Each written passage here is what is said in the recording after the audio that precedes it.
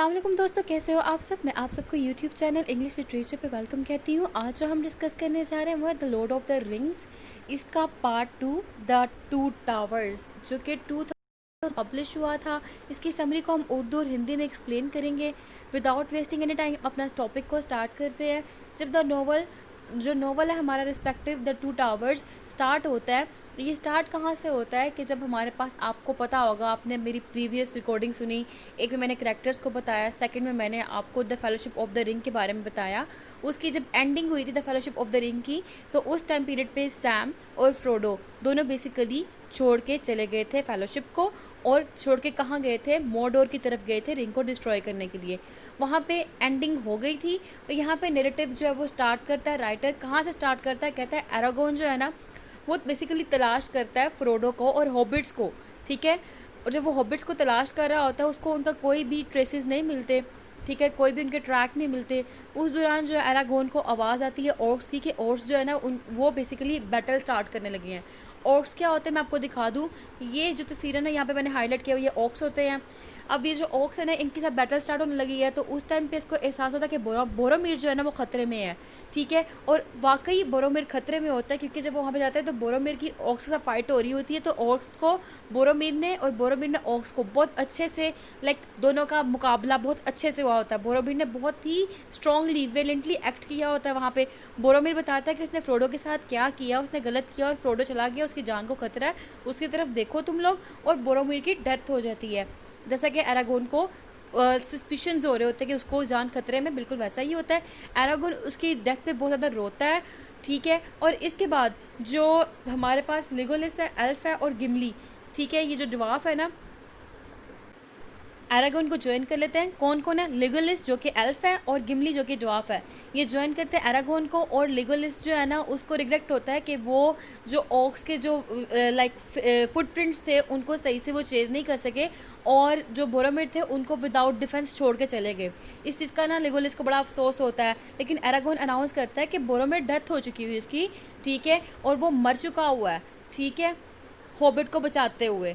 फिर गिमली, लेगोलिस और एरागोन जो है बोरोमीर की बॉडी को उठाते हैं और इसको रिवर के ऊपर रख देते हैं, और उसकी रिवर पे एक बोट के अंदर डाल के उसको रख देते हैं, उसको फ्यूनरल देते हैं। ये बोट के अंदर आप देख सकते हैं, ये बेसिकली बोरोमीर को भेज रहे हैं। उसका डिपार्चर ऑफ द बोरोमीर हो चुका है यहाँ पे। जब उन्होंने उसको भेज दिया, उसके बाद जो है एरागोन वो प्रोफेटिक सॉन्ग्स गाता है, ठीक है, उसकी याद में बोरोमीर के लिए।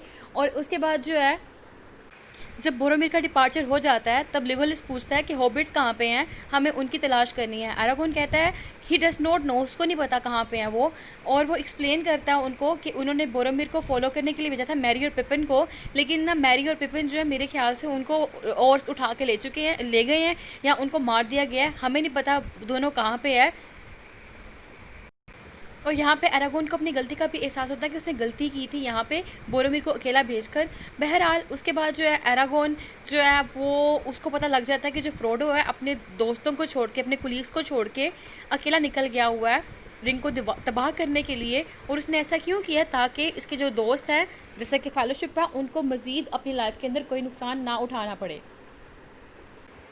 फिर ये फेलोशिप मिलकर, जो गिमली, लेगोलिस और एरागोन है ना, ये फेलोशिप मिलकर जो है और उसके ट्रैक्स को फाइंड आउट करते हैं, उसके पीछे जाते हैं, और वहाँ पे हॉबिट्स जो रह गए थे पीछे उनको तलाश करने की कोशिश करते हैं।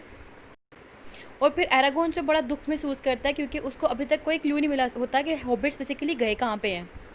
सडनली एरागोन को जो रिवर है उसके बिल्कुल करीब ना हॉबिट्स के फुटप्रिंट्स मिलते हैं, लेकिन उसको ये नहीं पता, ये श्योर नहीं होता कि ये कब छोड़ के गए थे इस जगह से वहाँ पर।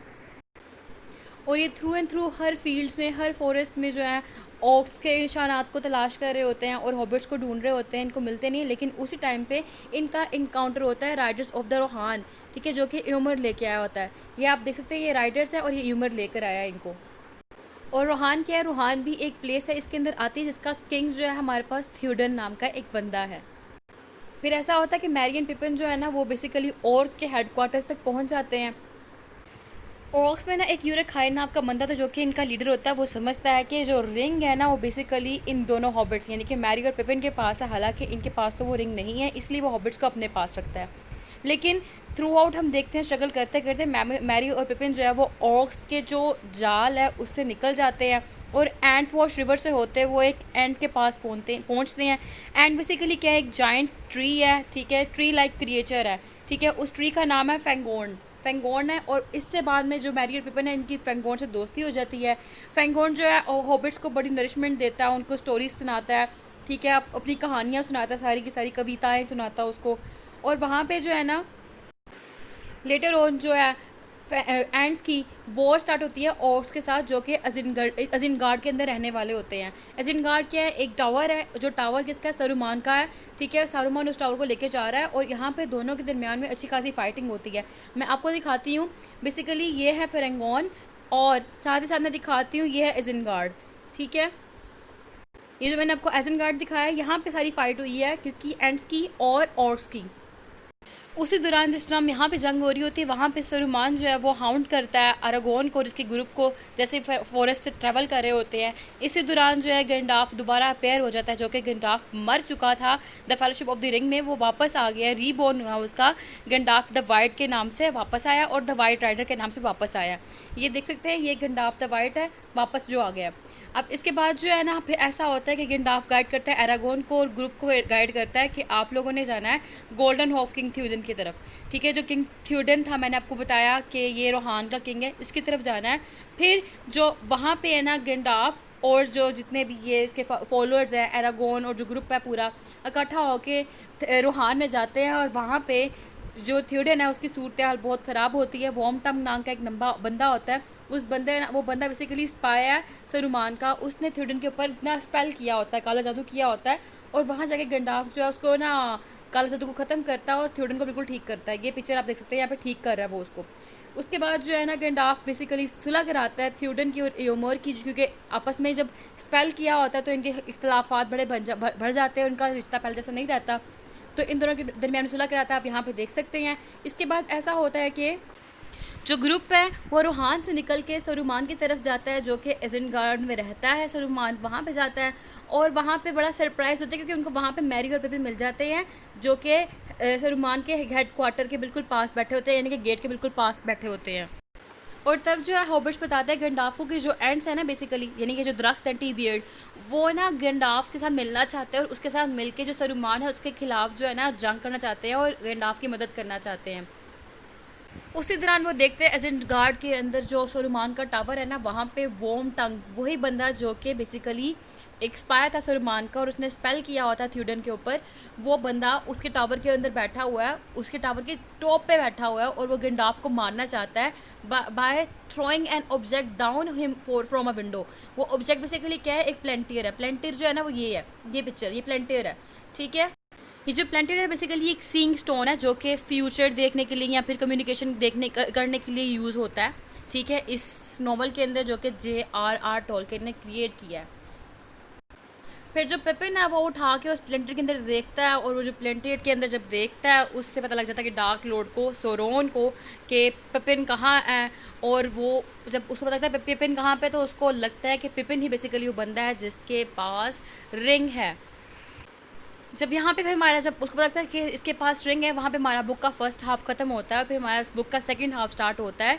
और वहाँ पे दोबारा से स्टोरी कि जब the fellowship of the ring ख़त्म हुआ था ना जिस जगह पे, उस जगह से दोबारा से स्टोरी हमारी स्टार्ट होती है कि जो फ्रोडो है और सैम, ठीक है, कि वो किस तरह सेपरेट हो चुके थे बाकी फेलोशिप से और उन्होंने अपनी जर्नी को स्टार्ट किया था मोडो की तरफ, ताकि वो अपनी रिंग जो है उसको डिस्ट्रॉय कर सके।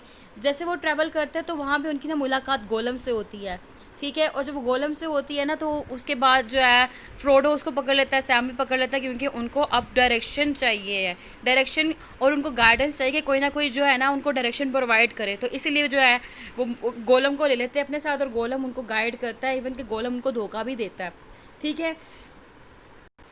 सैम और फ्रोडो को गोलम का पता होता है कि गोलम के पास पहले ये रिंग रह चुकी है और वो दोबारा उसको लेना चाहता है, ठीक है। लेकिन अब उनको जाहिर सी बात है डेस्टिनेशन पहुंचने के लिए डायरेक्शन तो चाहिए और ताकि कोई डायरेक्ट करे उनको, इसीलिए वो गोलम को अपने साथ मिला लेते हैं।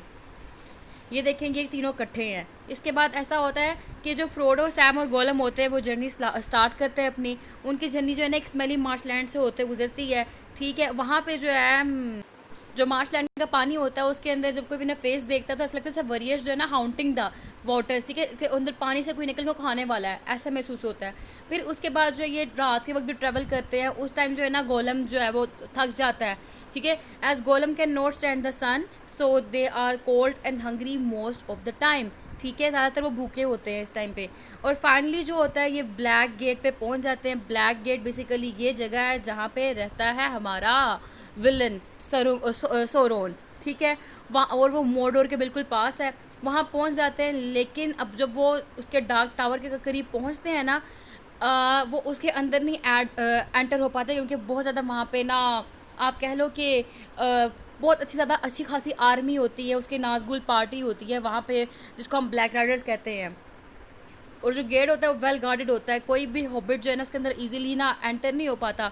तो गोलम जो है ना वो उनको ना डिफरेंट रास्ता बताता है, कहता है यहाँ पे ना एक और हिडन रास्ता है मोडोर के अंदर ना जाने के लिए।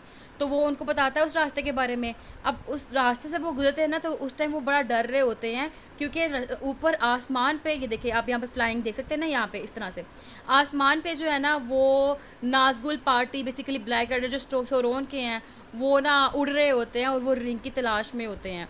इसके बाद ऐसा होता है कि जो फ्रोडो है जब दूसरा रास्ता इख्तियार करता है ना तो उस रास्ते के दौरान इनको मिलता है फरामिर जो कि बरामिर का भाई था, ठीक है, यंगर ब्रदर था। वो पकड़ लेता है, जैसा कि आप इस तस्वीर में देखते हैं, इसको पकड़ के लेके जा रहा है फ्रोडो को, और सैम को वो पकड़ लेता है। और वहाँ पे ना जो मैन होते हैं सस्पिशियस होते हैं हॉबिट्स के बारे में पहले, और ना वो कि समझते हैं कि बोरोमिर की जो डेथ हुई है ना इन हॉबिट्स की वजह से हुई है। फ्रोडो है ना वो बताता ही नहीं फरामिर को कि बरामिर जो बेसिकली ना धोखा दिया हम लोगों को, और बोरामिर जो है ना हमसे रिंग लेना चाहता था, ठीक है। लेकिन फिर बाद में सैम को गुस्सा आता है और सैम बताता उसको फरामिर को कि तुम्हारे भाई बोरोमिर ने हमारे साथ ऐसा ऐसा बुरा किया है। फरामिर बहुत ज़्यादा शॉक्ड होता है और ना खुश होता है कि उसको सच पता लग गया है। और सच पता लगने के बाद जो है वो हॉबिट्स को सपोर्ट करता है अपनी जर्नी कंटिन्यू रखने के लिए, ठीक है। और उसके बाद ना जो गोलम है, गोलम बेसिकली तंग करना चाहता है ना उसको फ्रोडो को और सैम को, क्योंकि वो उससे रिंग लेना चाहता है। तो फरामिर को इस चीज़ का आइडिया होता है, तो इसीलिए जो है ना गोलम को वो कहता है कि तुमने खबरदार इनको कुछ कहा तो ना मैं तुम्हें मार दूंगा, ठीक है। और गोलम डर जाता है उस टाइम पीरियड पे, लिटरली वो डर जाता है और वो उनको डायरेक्ट करता है रास्ता वहाँ तक मोडोर तक पहुँचने का। इसके बाद ऐसा होता है कि जो गोलम है ना वो फ्रोडो और सैम को लेके जाता है माउंटेन, उस माउंटेन का नाम है सिरिथ उनगुल। यहाँ पे वो धोखा देने लगा उसको, ठीक है, क्योंकि गोलम ने लड़ाई करवाई है फ्रोडो और सैम की। यहाँ पे उसने जब उन दोनों के दरमियान लड़ाई करवाई तो उसके बाद फ्रोडो ने सैम को छोड़ दिया। जब सैम को छोड़ दिया वो गोलम के साथ इकट्ठा हो गया, गोलम और वो मिलके जा रहे हैं, इस माउंटेन में वो पहुँचे हैं। ये माउंटेन जो है ना बेसिकली ये वाला माउंटेन है, ठीक है। और वहाँ पे एक मकड़ी रहती है, इसका नाम शेलोब है, ठीक है। ये एक फीमेल स्पाइडर है जो वहाँ पे जो भी जाता है ना उसको वो खा जाती है, जिंदा नहीं छोड़ती। ये देखे ये फीमेल स्पाइडर है, ठीक है। तो उसके बाद जो है ना वो शेलोब जो है वहाँ पे फ्रोडो को पैरालाइज कर देती है, ठीक है, उसको अपनी जो जाल में बांध देती है। लेकिन उसी टाइम पे जो सैम है ना वो फ्रोडो को छोड़कर नहीं गया होता, बेसिकली वापस आता है उसका पीछा करते करते और वो स्पाइडर को मार देता है। और उसके बाद जो है ना जब वो मार देता है तो उस टाइम पीरियड पे ना ज़रा सैम थोड़ा सा डर जाता है कि जो फ्रोडो है वो मर गया है, लेकिन उसको फिर पता लगता है कि फ्रोडो मरा नहीं हुआ, फ्रोडो अभी ज़िंदा है।